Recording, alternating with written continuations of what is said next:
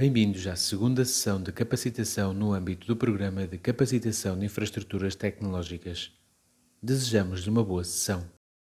Boa tarde a todos. Vamos então começar com um segundo workshop deste programa de capacitação da ANI, promovido pela ANI em Infraestruturas Tecnológicas.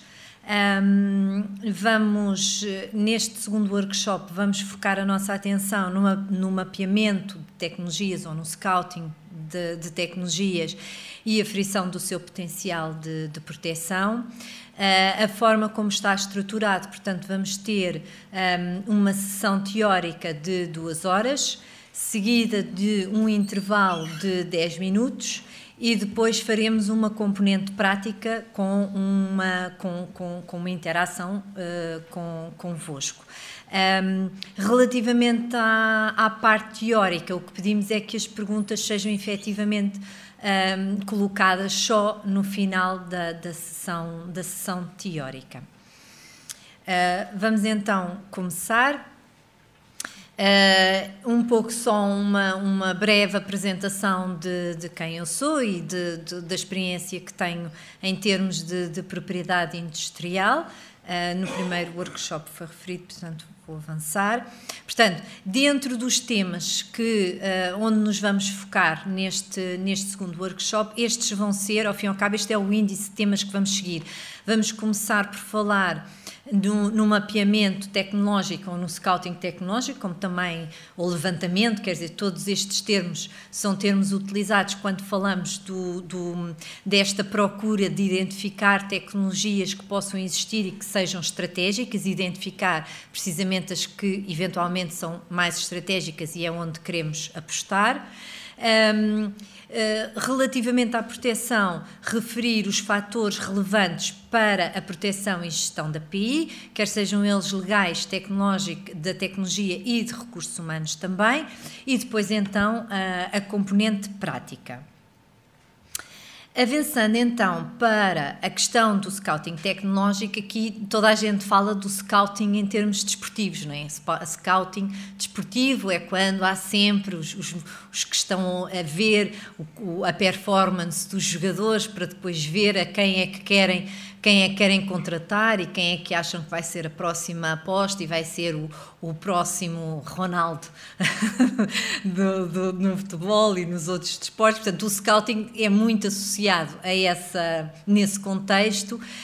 Em termos tecnológicos não é muito diferente. Portanto, aquilo que nós queremos é fazer o levantamento das tecnologias e depois, dentro dessas tecnologias, verificar quais são as eventualmente com mais potencial, e aí, para eu fazer essa identificação, eu também tenho que ver o contexto onde estou inserida e o que é que para mim é estratégico, porque aquilo que pode ser estratégico para uma determinada organização num determinado contexto pode não ser para outra. Eu aqui apresento diferentes definições do que é que se entende por scouting tecnológico, um pouco só para contextualizar este tema, mas basicamente o conceito é este, ou seja, é levantamento e recolha de informação de tecnologias com o objetivo de aferir quais são as mais estratégicas e quais são aquelas nas quais eu devo apostar ou nas quais eu terei mais interesse em desenvolver e proteger. Esta questão, como eu dizia, tem que ser contextualizada, ela não é uma verdade absoluta, não existe portanto isto é um objetivo a alcançar, a forma como alcançamos esse objetivo tem determinados fatores e componentes que devem ser tidos em consideração quando eu faço esta identificação de quais as áreas mais estratégicas para a minha organização. E aí é onde entram os fatores relevantes para a proteção e gestão da PI, mas ao fim e ao cabo com este objetivo de eu vou identificar tecnologias e depois eu tenho que saber como é que eu vou avaliar, como é que eu vou aferir quais as que são mais estratégicas.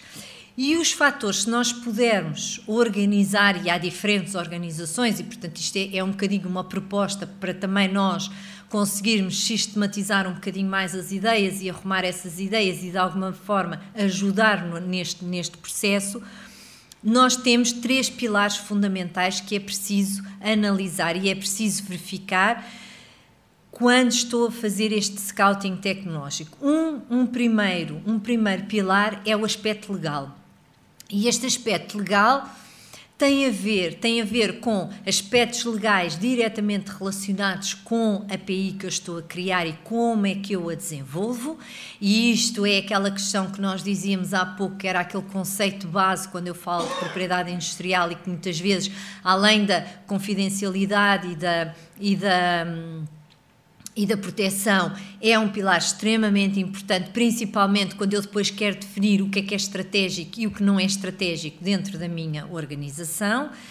Tem a ver também com o aspecto de regulamento ou de política, também há diferentes termos para abordar este tema, mas dentro da minha organização, eu tenho que ter uma ideia de como é que eu quero gerir, que depois, caso a caso, é adaptado, mas eu pelo menos tenho que ter uma lógica.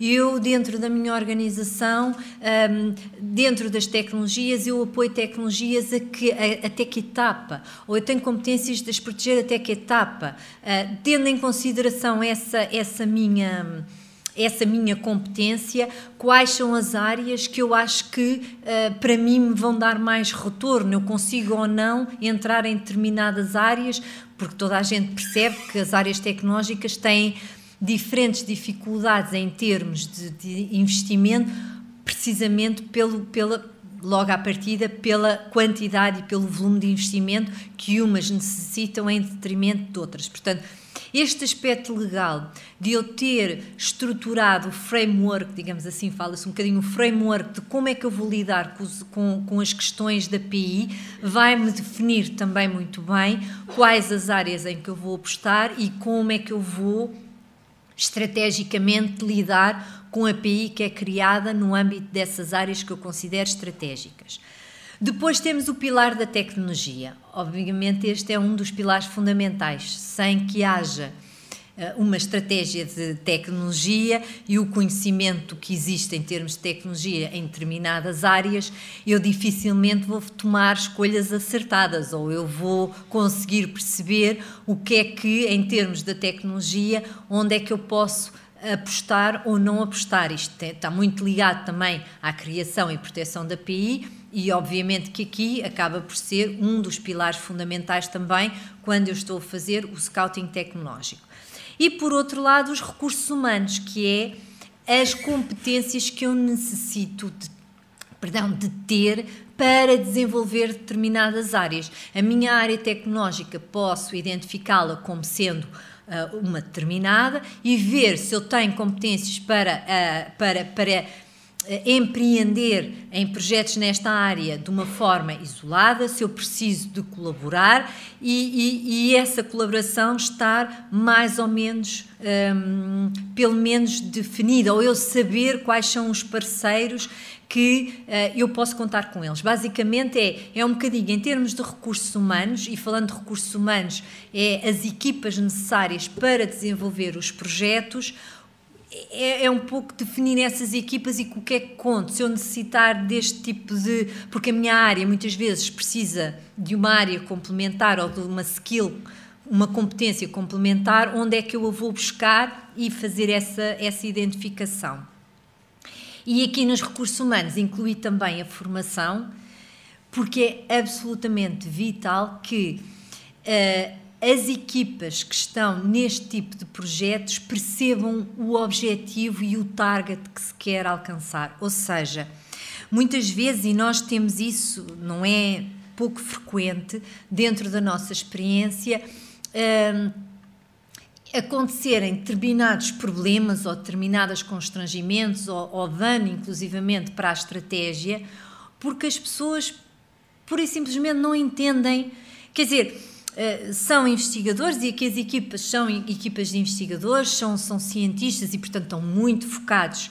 E esse tem que ser o seu foco, efetivamente, é criação de PI por desenvolvimento tecnológico, portanto, são absolutamente vitais, mas têm que também ter a noção dos passos a seguir, de como é que isto funciona, porque é que é estratégico, para elas próprias, dentro dos conhecimentos tecnológicos que têm, também poderem ajudar nesta identificação que se pretende das tecnologias mais pertinentes.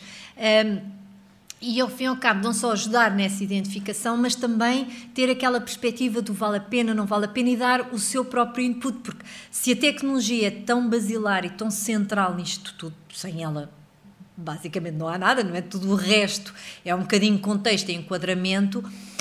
As pessoas que estão mais ligadas a esta área têm que ter essa noção.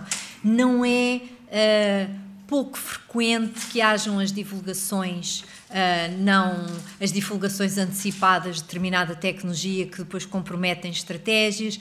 Não é pouco vulgar as pessoas, por exemplo, e isto foi um caso, que estão empolgadas com o desenvolvimento tecnológico e com o produto que tinham criado, que é tão fantástico que fizeram um post no LinkedIn e basicamente acabou. Portanto, é ter um bocadinho noção, e as pessoas têm que ter essa noção, e por isso a formação dos recursos humanos relativamente às outras skills que eles não têm, porque têm a skill tecnológica, mas as outras de mercado, de legal, de contexto, é preciso, não é preciso que as saibam resolver, é preciso que as considerem e que as identifiquem para evitar depois problemas um pouco mais à frente. E, portanto, dentro daquilo que consideramos os fatores, estes são os 3 grandes grupos, digamos assim. Avançando para cada grupo, de forma um bocadinho mais detalhada, a nível, por exemplo, daquilo que eu dizia do regulamento de PI. É definir procedimentos, é definir como é que é a titularidade, como é que é dentro da organização, e quando a organização está nos contextos, pelo menos cobrir os mais usuais, que é colaboração com outra entidade académica, colaboração com empresas. Neste ambiente, neste contexto em que nós nos encontramos, muitas vezes há muita interação com empresas, com o tecido empresarial, até porque os collabs são, na sua essência, são laboratórios colaborativos que têm na sua gênese e nos seus associados empresas que se agrupam em setores, ao fim e ao cabo, para promover projetos dentro da sua área. E as CTIs também têm outra componente, tem mais de... Pronto, a interface, acabam por não estar tão especializadas numa área, mas têm essa componente de fazer a ponte entre a parte académica e a parte empresarial, e, portanto, é necessário, dentro daquilo que é a normal atividade destas organizações, como é que os cenários de como é que prevêem fazer as questões que são mais fundamentais a nível da PI, que têm a ver com as titularidades, têm a ver com as responsabilidades de cada entidade, com a cadeia de autorizações, a quem é que eu preciso para avançar, porque a partir do momento em que eu tenho um direito ongoing, a partir do momento, e nós vimos já, a partir do momento em que eu entro naquele pipeline, por exemplo, em patentes, naquele pipeline, desenhos é igual, marcas é um bocadinho diferente, mas tudo aquilo que é de base tecnológica, eu tenho timings, e aqueles timings têm que ser respeitados, caso contrário, eu perco os meus direitos. Portanto, como é que é depois a gestão desta PI, quem é que é responsável, quem toma decisões? Toda esta definição é importante ser feita dentro da organização, para depois todos aqueles que trabalham com a organização também saibam exatamente o que é que existe, e não invalidando, porque isso é que lá está, o facto de eu organizar a minha casa e ter uma estrutura que eu acho que para mim é ideal, não inviabiliza que em projetos colaborativos com outros, do outro lado eu tenha alguém que também, idealmente, tem a sua estratégia definida e tem aquilo que para eles são o melhor. Muitas vezes temos que nos encontrar, tem que haver alguma flexibilidade, mas parte-se de uma base clara para depois, até contratualmente, projeto a projeto e quando necessário, chegarmos a um consenso, mas essa clarividência, digamos assim, de ambas as partes antes de começar é extremamente importante para que depois seja mais rápido, mais célere, mais claro depois o processo de negociação entre as partes, principalmente em projetos colaborativos. A questão da titularidade e dos inventores é muito importante na perspectiva de, dentro das vossas organizações, têm entidades que muitas vezes têm percepções diferentes relativamente a estas duas figuras. Portanto, o titular é quem detém o direito de PI, os inventores são quem desenvolve a tecnologia e devem ser sempre reconhecidos no âmbito desse desenvolvimento como inventores. Eu posso dizer, num contexto empresarial, muitas vezes o inventor tem um perfil, é reconhecido pelo seu trabalho, mas em muitas empresas, muitas vezes ele cede os direitos de PI à entidade que o emprega, porque se pressupõe em termos contratuais que a sua própria atividade dentro da organização pressupõe todo esse trabalho de investigação e toda essa criatividade e produção de PI e, portanto, o seu salário, digamos assim, ou a sua remuneração compensa essa atividade e, portanto, ele é reconhecido como inventor, mas não tem direito à API que ele próprio cria, portanto a API é da entidade empregadora a quem está vinculado. Por exemplo, no caso das universidades há diferenças, não é bem assim, dependendo, muitas das universidades têm os seus próprios regulamentos de PI e, portanto, é preciso, dentro das estruturas que depois interagem com estas duas realidades, também definir como é que nós, pelo menos nós, como é que vemos, porque têm equipas próprias também, porque o objetivo é serem autossuficientes e terem equipas próprias, como é que essa equipa, como é que funciona, que é para, logo à partida, também estar definido. E quando entram num projeto colaborativo, poderem, dentro das diferentes formas de encarar esta questão da titularidade e dos inventores, ficar tudo definido, os contratos ficarem estabelecidos. E isto o que é tão importante quanto a tecnologia, porque em operações de transferência tecnológica, mesmo que a tecnologia seja espetacular, quando se faz o due diligence, que é ver a quem pertence, quem participou, se os contratos estão todos estabelecidos e se está tudo claro, quem é que tem direito, se aí não é claro, por muito boa que seja a tecnologia, é um fator determinante para o no-go. No-go porque eu não me entendo, porque estas pessoas não se entendem, eu não vou pôr dinheiro, nem vou apostar em algo que logo na sua gênese há uma grande confusão e que as pessoas não se estão a entender. E, portanto, se eu definir e se as entidades forem, de certa maneira, obrigadas um bocadinho a pensar neste assunto e a tomar é um bocadinho problemático. Muitas vezes o que nos dizem, mas isso depois atrapalha e não faz o projeto avançar.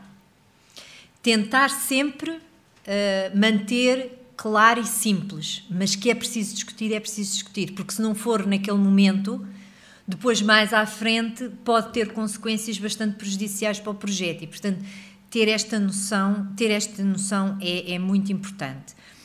E, portanto, aqui chega-se à parte de o que é que normalmente, não é uma lista exaustiva de todo, mas é aquilo que normalmente deve ser equacionado quando nós estamos neste tipo de projetos e quais são o acordo de confidencialidade, os NDAs, toda a gente mais ou menos já dá como adquirido. Os MTAs, ou seja, os Material Transfer Agreements, já é alguma coisa que às vezes tem algumas sensibilidades e é importante quando existe efetivamente troca Isto é muito importante muitas vezes no setor farmacêutico e quando temos que trabalhar por contratar alguém para fazer determinado tipo de testes sobre algo que está a ser desenvolvido por nós. Nós não conseguimos fazer os testes, mas temos que dar a alguém que faça os testes. É importante que haja, além de um acordo de confidencialidade, este acordo que basicamente o que diz é: nós estamos a dar este material é nosso, e tudo aquilo que forem os resultados que vocês encontrarem deste material e que pronto, está a ser testado para ver se tem potencial, não é? Portanto, de alguma maneira é um teste crítico que prova, digamos assim, todo o projeto e todo aquele conceito.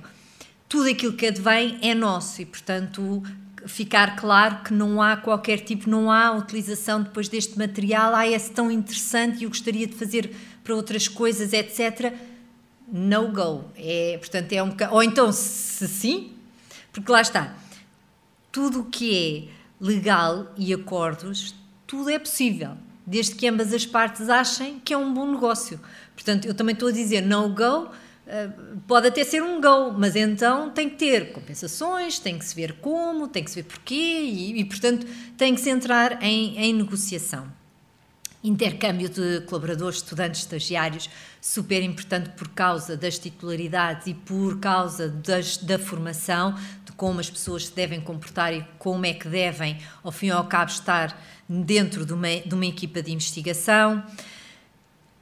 Os contratos de desenvolvimento tecnológico, era aquilo que eu dizia, portanto, sempre que é necessário fazer parcerias para desenvolvimento de determinadas características ou provar determinadas features do nosso produto, haver estes contratos em que dizem aquilo que está a ser transacionado e pago é para este desenvolvimento e, portanto, a API é da entidade titular, de quem tem essa iniciativa, a menos que haja, mais uma vez, que o desenvolvimento seja tão brutal e seja tão significativo que do outro lado digam: mas nós gostaríamos então também de ter aqui alguma colaboração.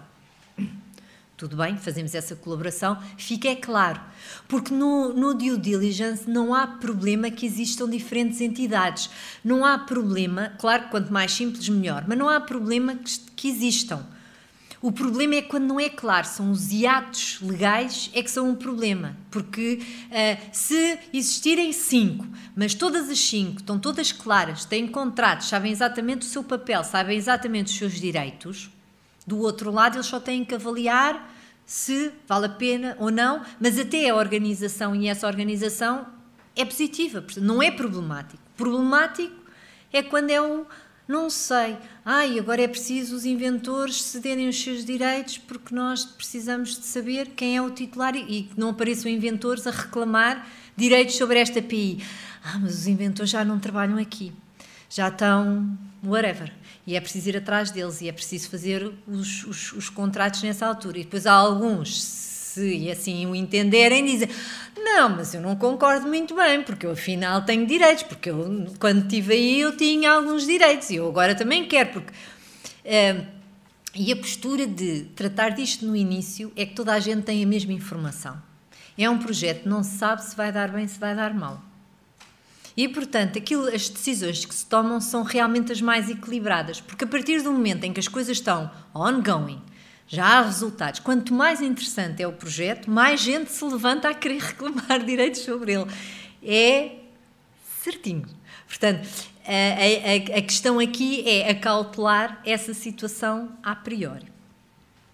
Contrato de licença exclusivo, não exclusivo e criação de spin-off, isto aqui já estamos a trabalhar numa fase muito mais avançada. De qualquer maneira, são modelos de acordos que acabam por ser sempre os mais utilizados. Passando para a tecnologia. Eu, para fazer scouting de tecnologia, numa primeira instância, eu tenho que saber quais as tecnologias. Eu tenho que as identificar. Eu tenho que ter um mapa de, primeiro, quais são os departamentos que estão, se eu tiver uma organização mais complexa, em que tenho várias equipas a trabalhar em projetos de ID. O que é que estão a fazer? Quais são as tecnologias? Eu tenho que fazer este levantamento das existentes e daquelas que são potencialmente interessantes na área, lá está, no tal contexto onde eu me insiro. Eu tenho que perceber qual é a evolução e a tendência do mercado para poder fazer, além daquilo que existe, ter também um bocadinho uma perspectiva do que é que poderá ser interessante eu investigar se consigo ou não desenvolver. Perdão.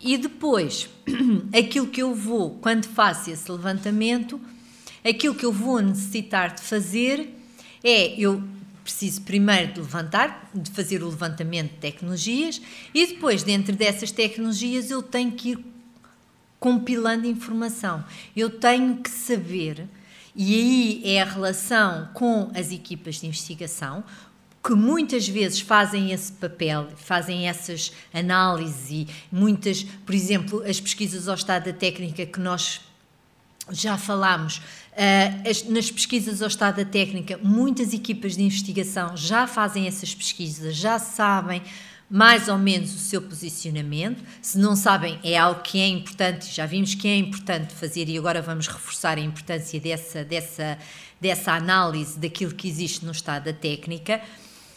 Mas muitas vezes começa por aí, mas depois toda a outra informação que é necessário para caracterizar a tecnologia, para caracterizar as tais vantagens competitivas, etc., tem que ser um trabalho muito próximo com os investigadores, porque eles é que sabem efetivamente o que estão a fazer e toda a potencialidade daquilo que está a ser desenvolvido.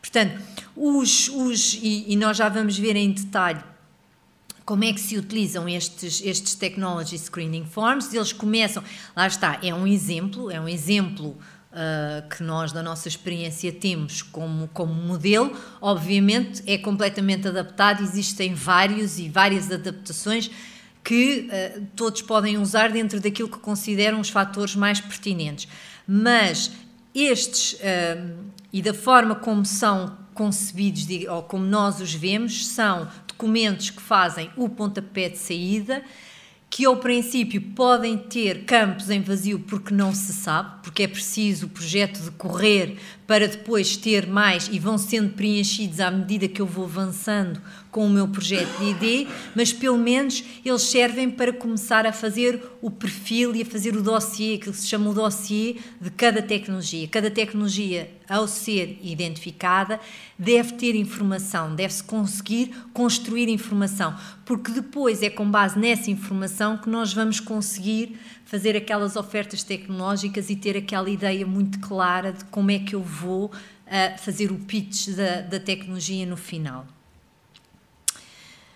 Voltando um bocadinho, porque isto aqui eu acho que é sempre importante nós vermos dentro do ciclo de inovação onde é que nós estamos, portanto, voltando a este ciclo que já é nosso conhecido, nós agora estamos focados nestas duas primeiras áreas.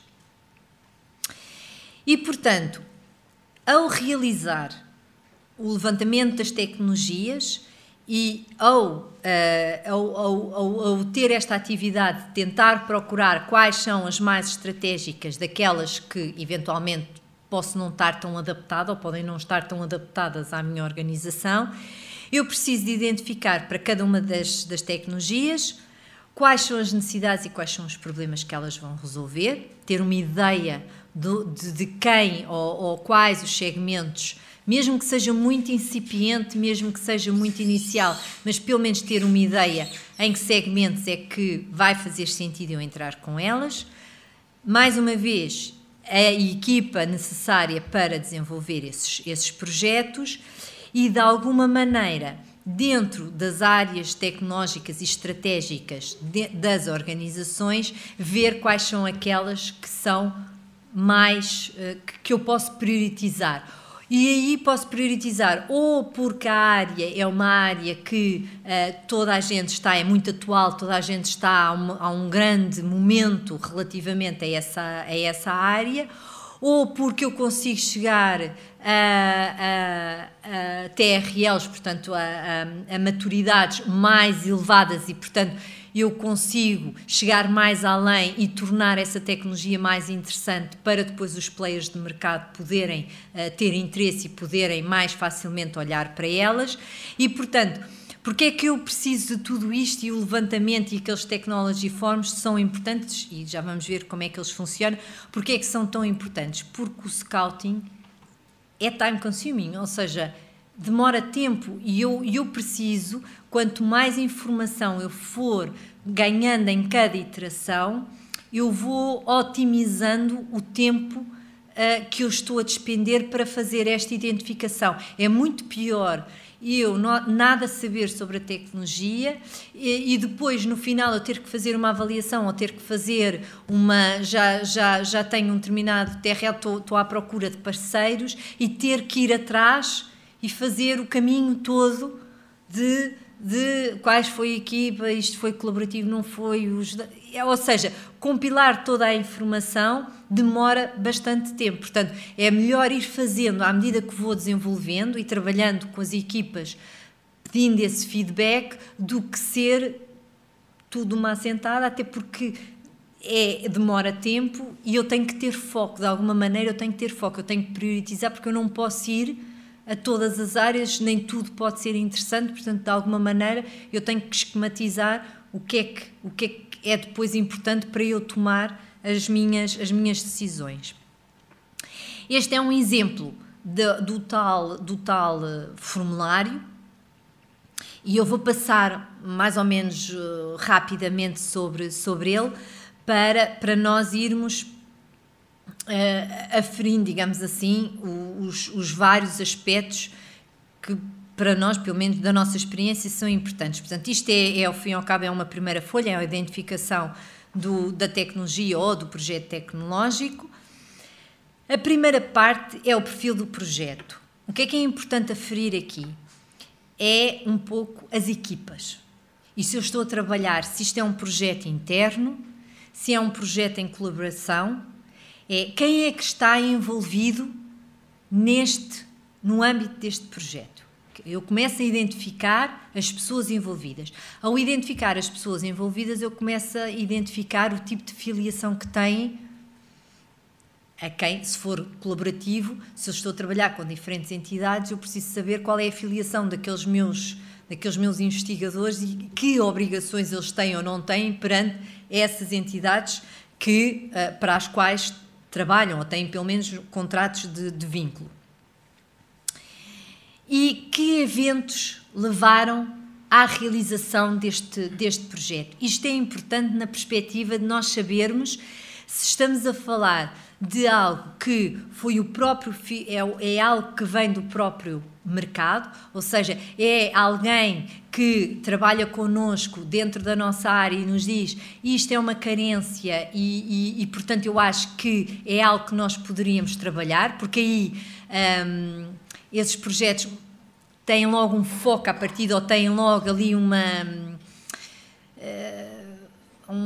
patrono, alguém que está interessado naqueles resultados. Portanto, se efetivamente correr bem a questão da transferência de tecnologia é um bocadinho facilitada, porque é alguém que nos pede especificamente porque tem essa carência, ou se é uma área que eu considero estratégica e é dentro dessa estratégia que eu decido empreender, ou alguém me diz que é estratégico e eu tenho que analisar se efetivamente é assim tão estratégico dentro do contexto onde me encontro.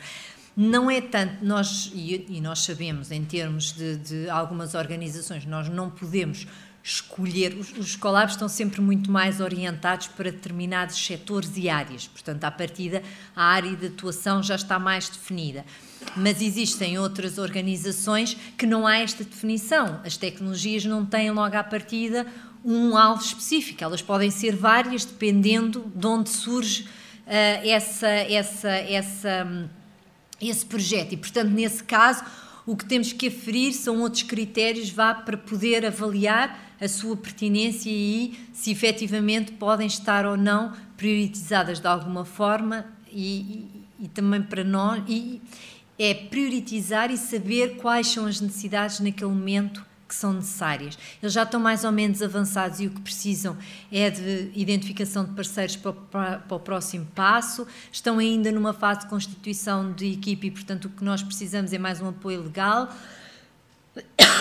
e de posicionamento tecnológico. É um bocadinho fazer essa análise.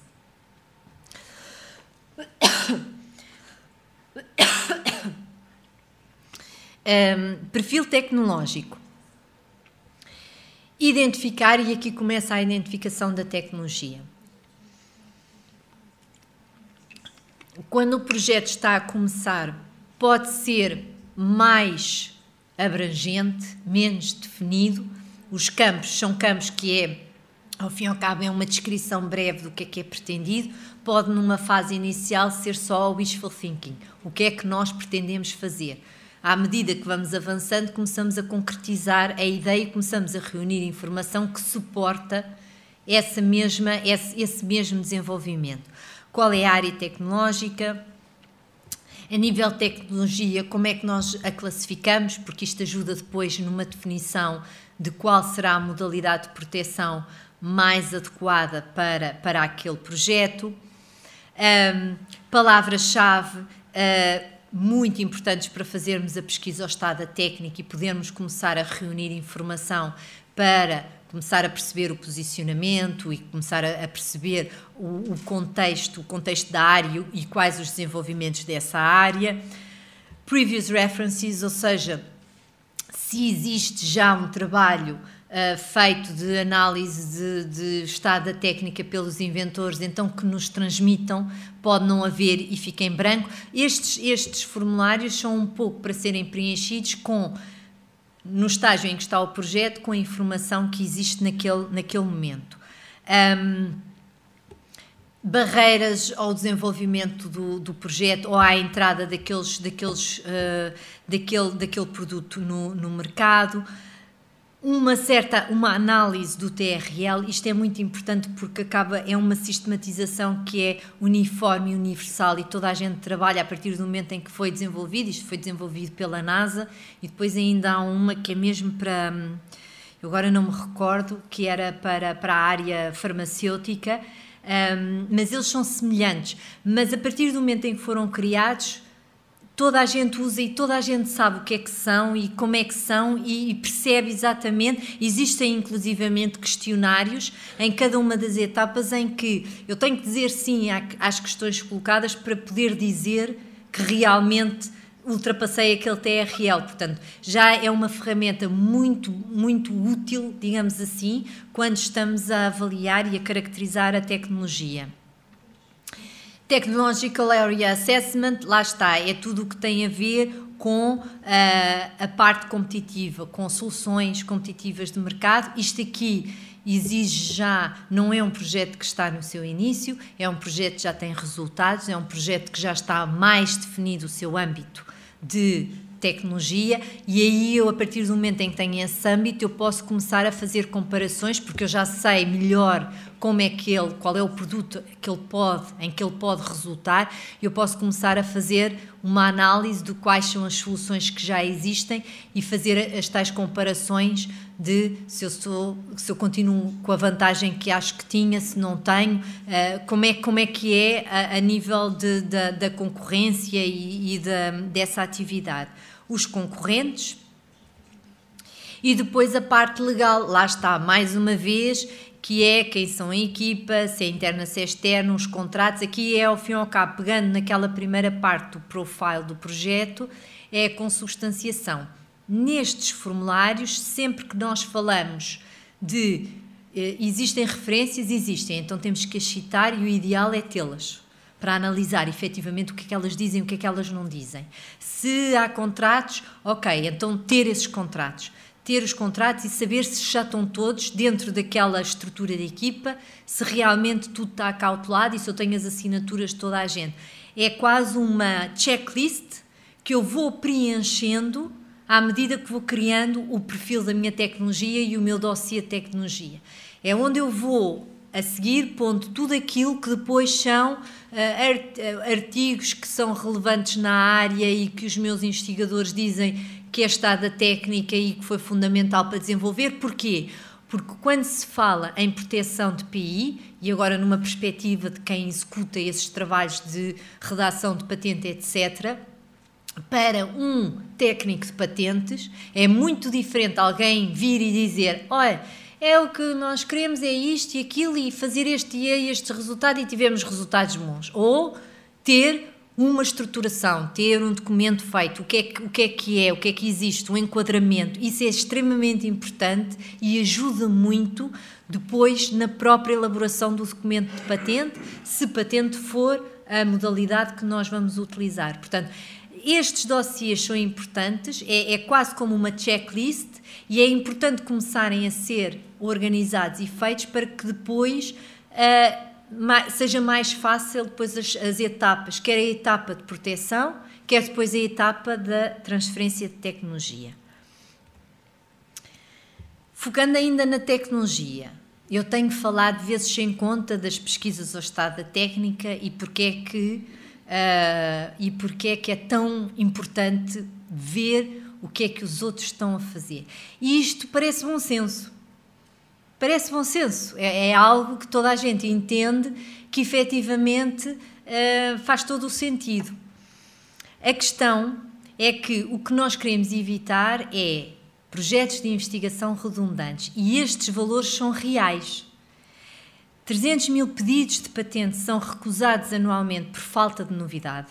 Novidade é aquele critério, é porque a atividade inventiva é mais subjetivo. É aquele critério que hoje, como disse, dá mais luta, é preciso argumentar, é preciso ver. Quando se inicia um pedido de patente, claro que temos que ter em atenção aquilo que existe, e quanto mais conhecermos o que existe, mais bem preparados estamos para fazer essa argumentação. Agora, novidade é bastante básico, ou seja, é aquela coisa de ou há, ou está descrito ou não está descrito. 300 mil anuais são recusados por carência de novidade. 30% da investigação em ID na Europa é sobre algo já conhecido. Isto são dados estatísticos, obviamente, mas são reais. E as consequências que já, um bocadinho uma aferição, 60 mil milhões de euros são perdidos nestas investigações redundantes. Portanto, quando nós falamos de pesquisa ao estado da técnica e toda a gente diz: não, claro que sim, claro que faz toda a lógica. Depois, na prática, quando estamos, e da nossa experiência, quando temos os projetos à nossa frente e quando não há, é mais o projeto e o que é que fez e o que é que não fez, fez isto, quer proteger, protegemos, mas pesquisas ao estado da técnica não é assim uma coisa tão comum.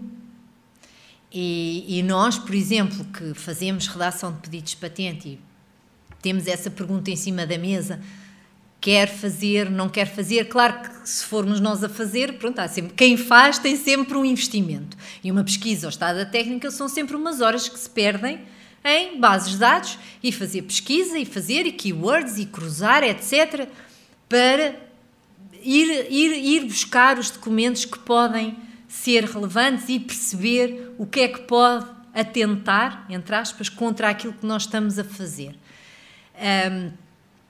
Obviamente temos que ter aqui uma perspectiva que é importante fazer. É importante fazer e nem toda a gente faz, e isto é a mais pura realidade, porque nós temos isso na nossa realidade também. E, portanto, avançamos, depois logo se vê. E essa questão não é, à partida, não é tão estratégico, digamos assim. Até porque pesquisas ao estado da técnica, e nós vamos ver, porque vamos fazer o exercício, vai-se focar nisso. Pronto. Hoje em dia, as bases de dados, claro que quem está na área e faz disto vida, como por exemplo a Clark, tem bases de dados que são privadas, obviamente, porque ajuda, não é? Porque nós fazemos isso, portanto ajuda, mas existem uma série de bases de dados livres, gratuitas, umas oficiais, outras não oficiais, nós vamos falar sobre elas, e que ajuda muitas equipas a fazerem este trabalho. E este trabalho é muito importante que seja feito. Ou pelas equipas, ou pedir a alguém, mas aí tem custos acrescidos. Mas isto só para vos dizer que, apesar de toda a gente achar que é consensual e que faz toda a lógica, na realidade, muitas vezes, não acontece. E esta é uma das carências, digamos assim, e dos problemas que existe. Basicamente, pesquisa ao estado da técnica consiste em fazer um levantamento sobre tudo aquilo que é público, patentes, literatura não patenteada e científica e qualquer outro tipo de pósteres, teses, o que for, portanto, é tudo aquilo que é publicado, é estado da técnica. E existe informação que é mais fácil de pesquisar que outra. E por excelência, como eu também já vimos anteriormente, pela estruturação dos pedidos de patente, os pedidos de patente são particularmente simples de investigar e de pesquisar e de extrair informação deles. Por exemplo, bases de dados de artigos científicos são um bocadinho mais, quer dizer, consegue-se, mas depois aquilo é preciso ler muito, porque não são muito seletivos, é difícil. Depende de onde está a nossa prática. Ou depende, se calhar, pois. As patentes para mim são muito bem difíceis. É? Então, olha, a seguir ao caso prático, nós vamos... Peço desculpa. Nós depois já vamos ver como isso, se calhar, pode ser obviado, digamos assim. Não é? Não. Portanto, relativamente às pesquisas ao estado da técnica, se nós pensarmos que 80% de literatura publicada sobre tecnologia está no formato de patentes, mesmo que se nós não conseguirmos abranger todo o universo de tudo aquilo que foi publicado, se nós trabalharmos em bases de dados de patentes, 80% já está, portanto já é bom, já é um bom assessment, já é um bom achievement, digamos assim. E quando eu falo em propriedade intelectual, claro que os examinadores que estão em cada instituto e que vão analisar o cumprimento ou não dos requisitos têm bases de dados todas, porque eles sabem, porque o estado da técnica é tudo, mas onde eles focam também é em bases de dados de patentes. Portanto, se nós analisarmos estas, temos muita probabilidade de conseguir acautelar, nada é garantido, mas acautelar toda a tramitação do pedido de patente e se ele de facto tem potencial de proteção ou não tem potencial de proteção. As patentes fornecem informação precoce e identificação de novas tecnologias. Porquê? Porque como está tudo publicado, o único tempo em que nós não conseguimos perceber o que é que está nos últimos tempos a ser desenvolvido são 18 meses, porque são os 18 meses que leva um pedido de patente a ser publicado. Mas esse é o lag de tempo entre aquilo que está a ser desenvolvido e aquilo que é conhecimento. É curto relativamente à tecnologia, não se pode dizer, bem, dependendo, há tecnologias que estão a avançar a uma velocidade absolutamente estonteante, mas de qualquer maneira é muito pouco tempo, portanto o que nós temos noção efetivamente do que é que está a ser feito, tendências, etc., tudo isso através de pesquisas ao estado da técnica. O que é necessário? É necessário haver uma metodologia, ou seja, eu tenho as bases de dados, eu tenho que definir a minha área, tenho que perceber, e aqui a pesquisa tem que ser feita com base nas características que são distintivas daquilo que eu desenvolvi, ou seja, onde é que está a novidade, onde é que está ali o twist que eu desenvolvi e que, para mim, é novo, inventivo e que eu não acredito que mais ninguém tenha criado. Isto mais ninguém, toda a gente tem essa percepção. Depois o estado da técnica, valida ou não valida. Para isso é que é tão importante fazer esta aferição com aquilo que já existe. E, portanto, eu tenho que definir a minha área, eu tenho que definir palavras-chave, nomes de entidades. Por exemplo, se eu já sei que estou numa área e que é fortíssimo uma determinada empresa que publica N patentes nesta área, convém a fazer uma pesquisa considerando também esse requerente, só para saber o que é que ele está a fazer, quais são e olhar muito para aquilo que é recente, que é mais recente, não é tanto o que está mais antigo, mas é o que está mais recente e que me pode dar luzes para o que é mais estratégico ou menos estratégico, porque o nosso foco aqui é scouting, ou seja, é ver o que é estratégico e também ver o que é que tem potencial meu de execução e depois de proteção.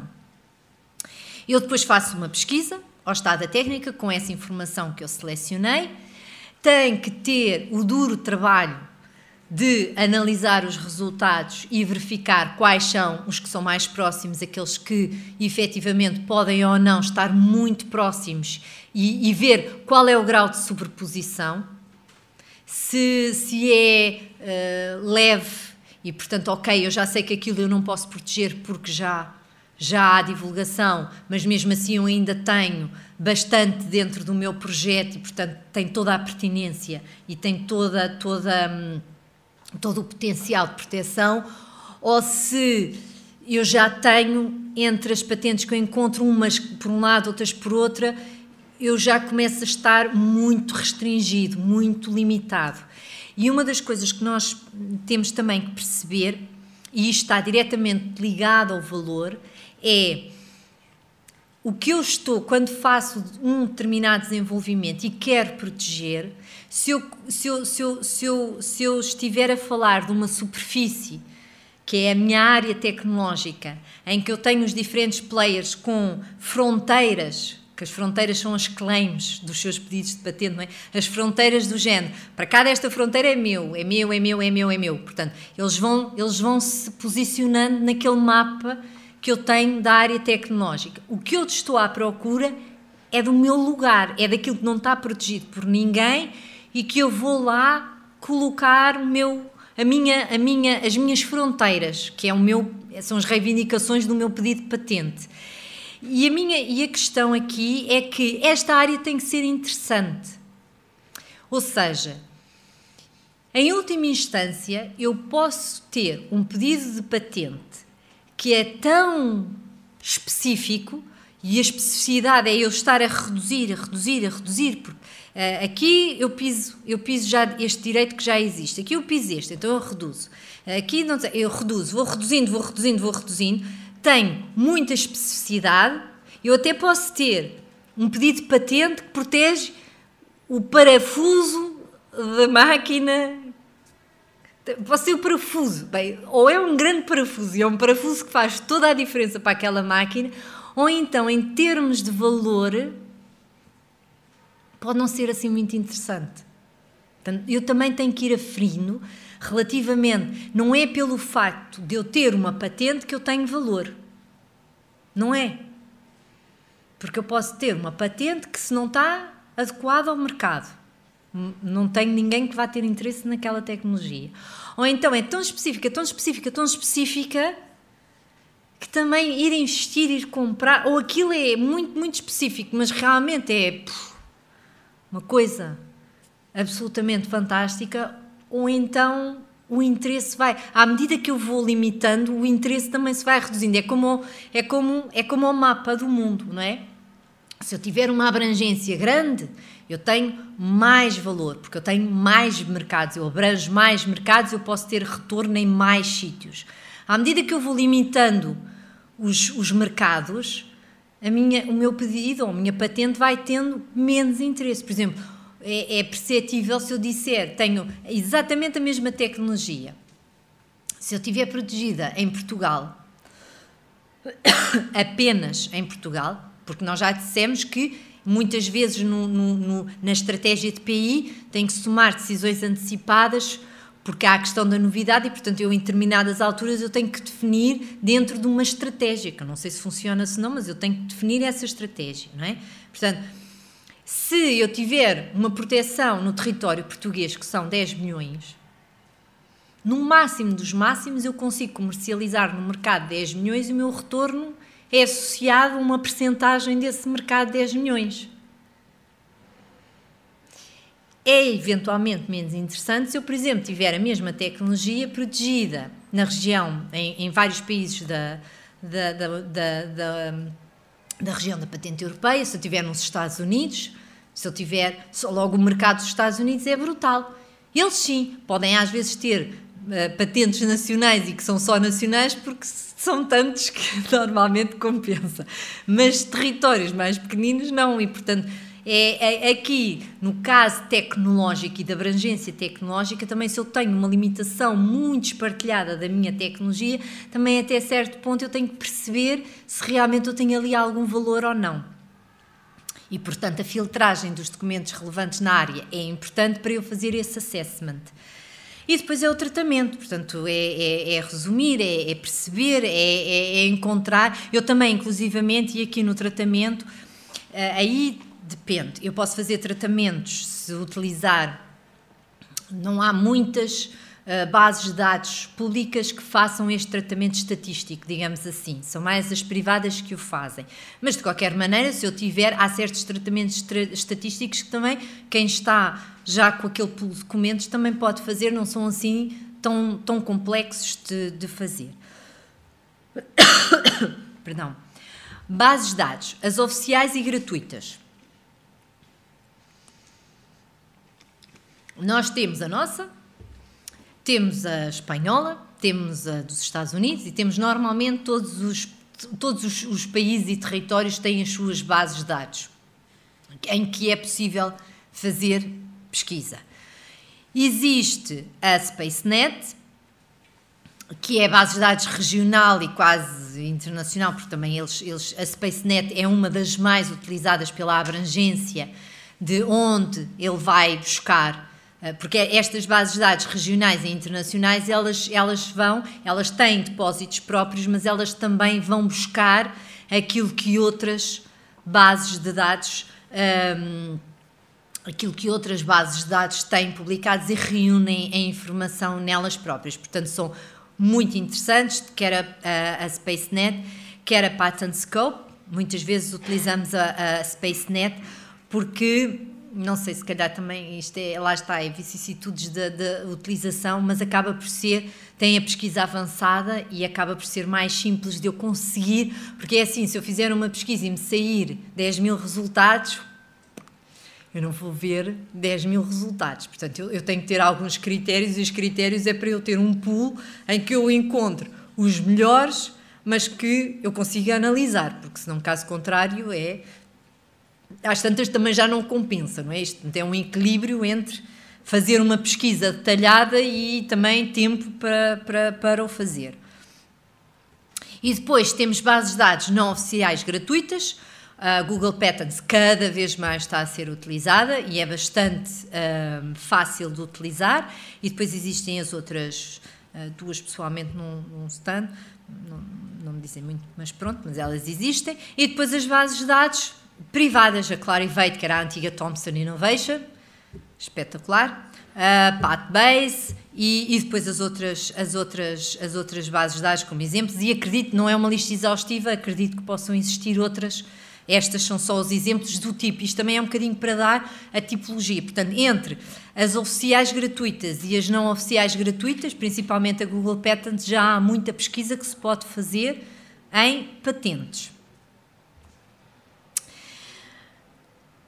Os documentos de patente, eu aqui não vou entrar muito, mas pelo menos nesta front page, porque já vimos que a front page dá muita informação, dá informação sobre os requerentes, que são as empresas que estão que estão a fazer e desenvolvimentos nessa área, e portanto se me aparece repetidamente pedidos de patente ou patentes com um determinado requerente, se calhar a seguir eu vou fazer uma pesquisa com esse requerente, com o nome desse requerente, para ver então tudo aquilo que ele está a fazer.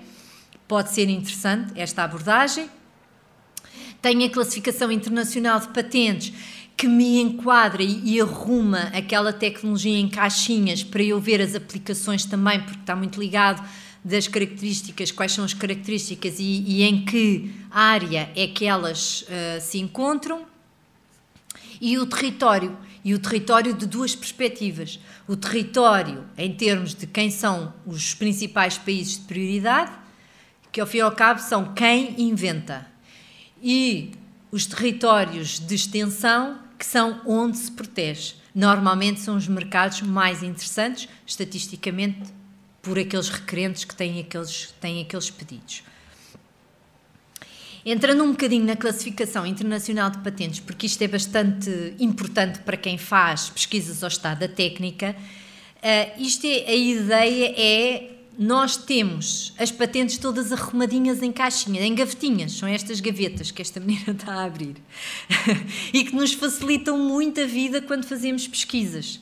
Porque lá está, se nós usarmos só as palavras-chave, às vezes os resultados é um mundo, e é um mundo que depois não conseguimos fazer nada com eles. Portanto, o que nós queremos é não deixar nada de fora, ou correr o menor risco de deixar coisas de fora, mas ir àquilo que para nós é importante. E, portanto, a nível das classificações, estas são elas estão em secções, vai de A a H, e depois há esta Y que foi criada, que isto ao fim e ao cabo, realmente é dos novos desenvolvimentos tecnológicos. Basicamente, é tudo aquilo que é tão diferente, não cabe, e que então criaram esta Y, é relativamente, bem, não vou dizer que é recente, mas pronto.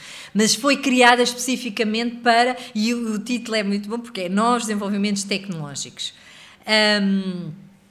Existe uma diferença porque antigamente só existia a classificação internacional de patentes, agora existe a classificação corporativa de patentes.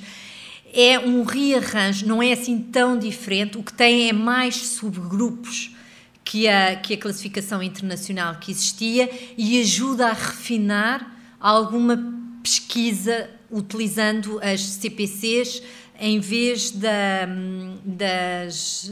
CIP, da classificação internacional. E como é que isto tudo funciona? Nós temos estas áreas que são a área A, B, C e que arrumam logo à partida as patentes nestas áreas. As patentes não precisam estar arrumadas numa gaveta, elas podem estar arrumadas em várias gavetas, porque dependendo da tecnologia que está descrita naquele documento de patente, podem encaixar em várias gavetas, não é? Portanto, não são exclusivas. Mas é uma arrumação. E a arrumação é a secção principal, que é o nível, que é o A. Depois, os dois números a seguir é um segundo nível. Os 3 é uma subclasse desse nível. E depois as outras são aquilo que se chamam os grupos. São mais detalhe. Ou seja, efetivamente, não só elas estão em gavetas, como as próprias gavetas são muito arrumadas. E, portanto, aquilo que nós temos é usar toda esta numeração à medida que nós vamos avançando nos números e letras, nós vamos avançando na especificidade da tecnologia que procuramos. Isto aqui é um exemplo que era uma coisa de agricultura, por exemplo, e uma das classificações que lhe foi atribuída foi um A, porque era de necessidades humanas, 01, porque o 01 significa civilcultura, criação de animais, caça, armadilhas e pescas, portanto, é basicamente, tem a ver com tudo o que é a parte ambiente, mas é tanto terrestre como marinha, como o que for, pronto, tudo bem. Depois o B, aí já especifica solos que trabalham na agricultura e civicultura, já está muito mais narrow. E depois, dentro deste B, temos o B330, que é o subclasse, não é?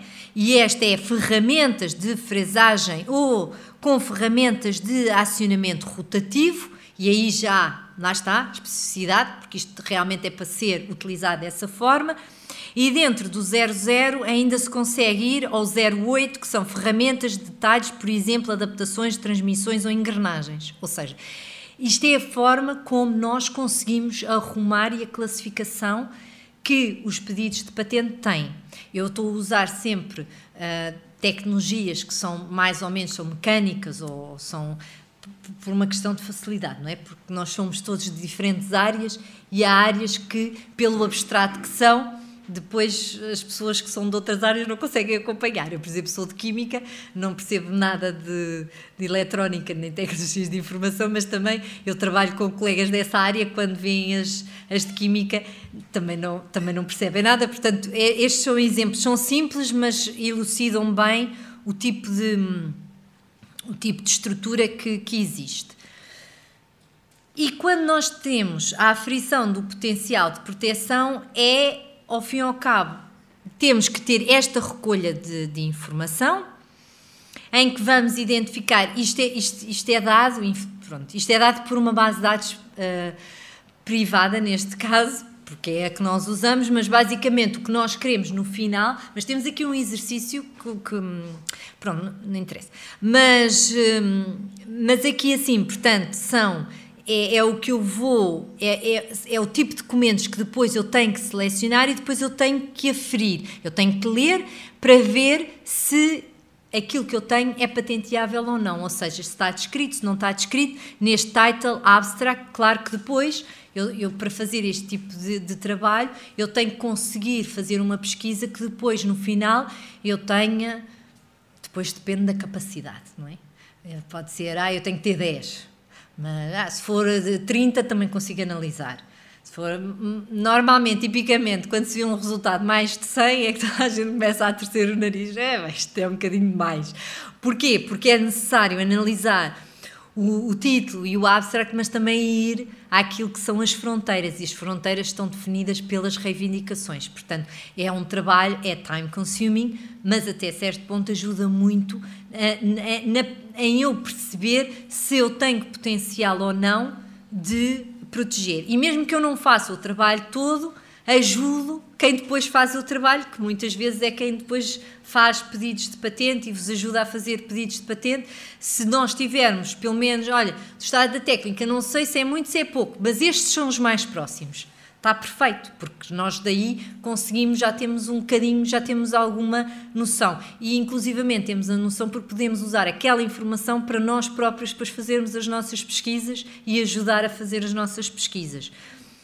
Quando falávamos dos indicadores e daquilo que depois é as estratégias geográficas, as tendências tecnológicas, eu posso sempre pegar naquele pool de documentos e identificar se existe algum país preponderante a nível de país de prioridade, se existe a nível das extensões quem são, etc. Portanto, são dados um bocadinho mais estatísticos, mas que eu posso, não definem as questões, se eu posso ou não proteger, definem muito as questões estratégicas.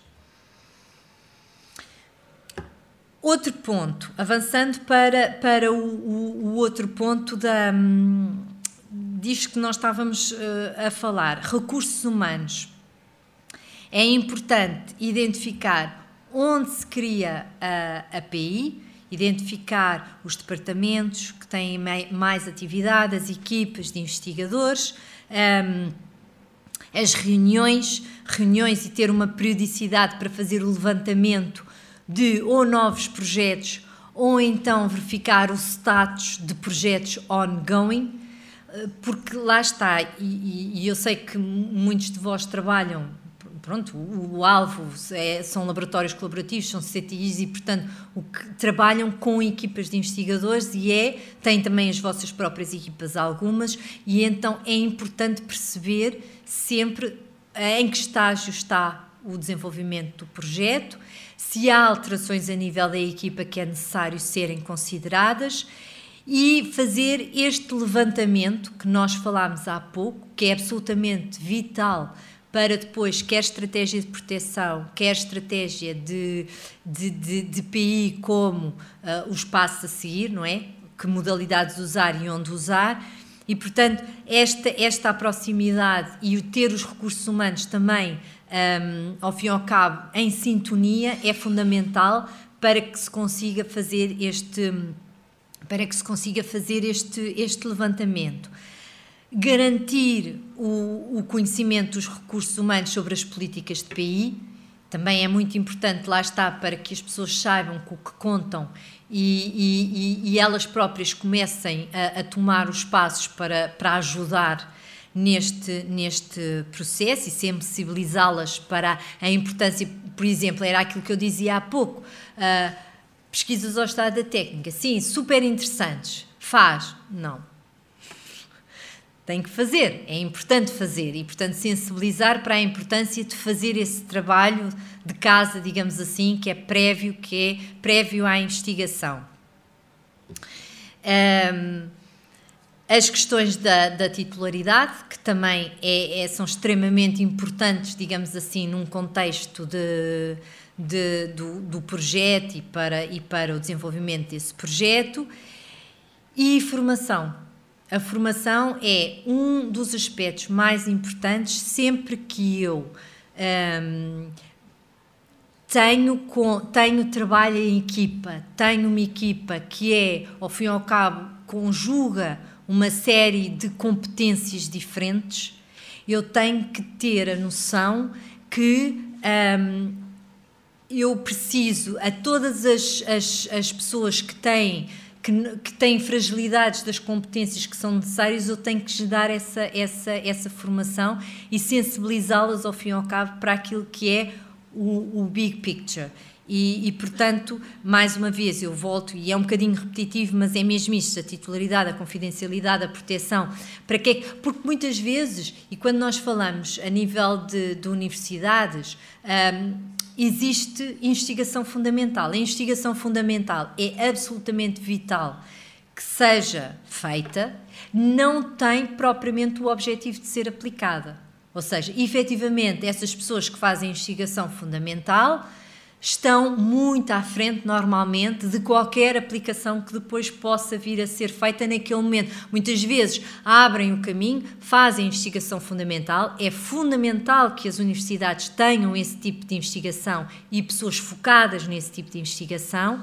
A questão é quando, depois, com base nessa investigação que já foi feita, alguém vai querer aplicar e fazer investigação aplicada, e a inovação parte dessa aplicação, ou seja, é a aplicação de tecnologia que existe em produtos de valor acrescentado ou produtos que no mercado vão criar riqueza e vão criar valor.